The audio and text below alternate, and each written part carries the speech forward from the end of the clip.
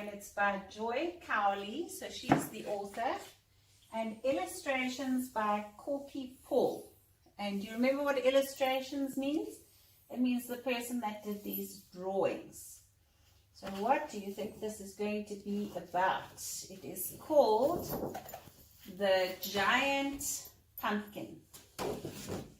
And you're going to draw your favorite part of the story at the end. So have a look at what these people are wearing in case you want to draw them. There's Mrs. Pip, and she's got this lovely floppy sun hat on to protect her face. And she's got a special dress for her gardening, which is pink and purple with flowers all over it. And stockings, which are striped blue and yellow, just like his t-shirt. And he's got a cap and a hairy beard and moustache. And look at his t-shirt, it's striped blue and yellow. And he's raking. He's got brown shorts and knobbly knees and blue socks and brown boots. And she's got the watering can. So let's see what the story is all about. It's a bit of a floppy book. Mr. and Mrs. Pip had a giant pumpkin in their garden. And you see which is the longest word on this page? It's got the most letters. It's this one, pumpkin. And there's a few letters here that are capital letters. They are big letters. Can you see the capital letters? There's one, Mr. There's one, Mrs. And here's one, Pip. That's their name, Pip. I wonder why they are called Mr. and Mrs. Pip. So you see this here, this is a thought bubble. They are thinking.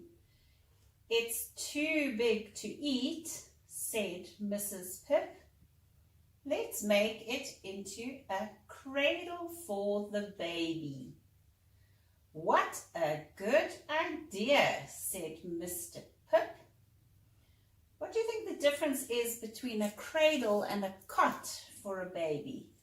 This is called a cradle, and it's these things, I think.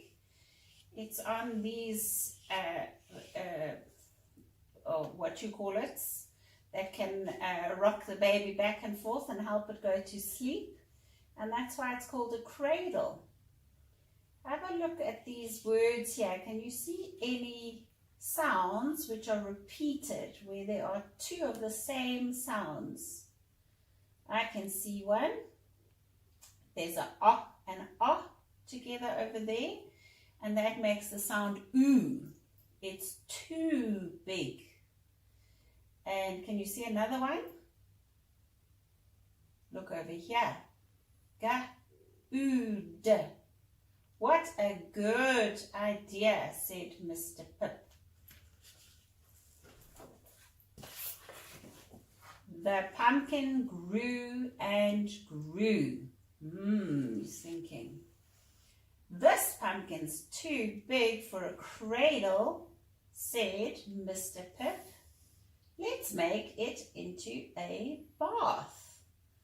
That's what we'll do, said Mrs. Pip. Now it's so big they can cut it in half and fill it with water and bubbles and turn it into a bath. Isn't that silly? And this is one of those old-fashioned baths that's got some feet on it. Let's see what happens next. The pumpkin grew so big that it filled the garden.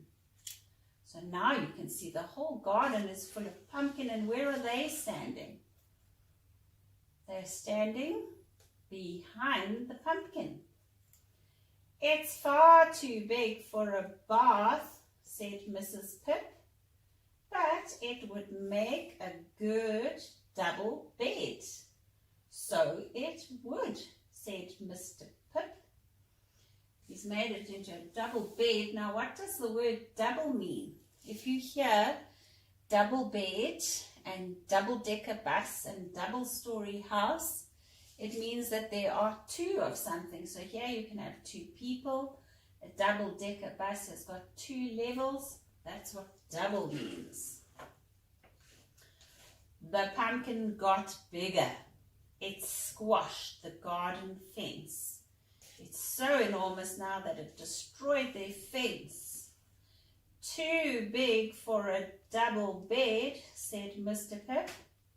But if I get some wheels and a motor, it would make a fine truck. Of course, said Mrs. Pip. So they've hollowed out this quarter here and they've turned it into just like a bucky. They can put things in there. And they added the wheels and all sorts of things to turn it into a truck. Can you see here where there's two sounds that are the same next to each other? I can see an E and an E next to each other. And that makes an E sound, wheels. Whenever you see an E and an E, it makes an E. A week went by. Now the pumpkin filled the backyard, filled their whole back garden.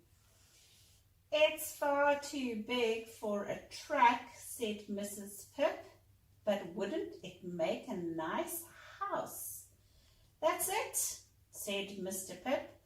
A house. They've turned it into a house, and can you see what number their house is? They are at number 6. And what number comes before 6? Before 6, it would be 5. And after 6, 7.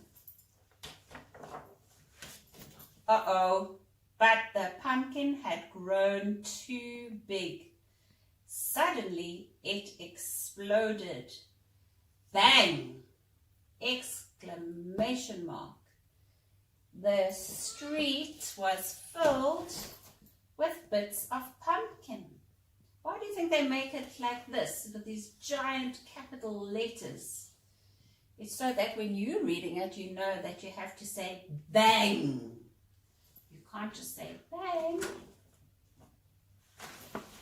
Mr. Pip thought for a long time.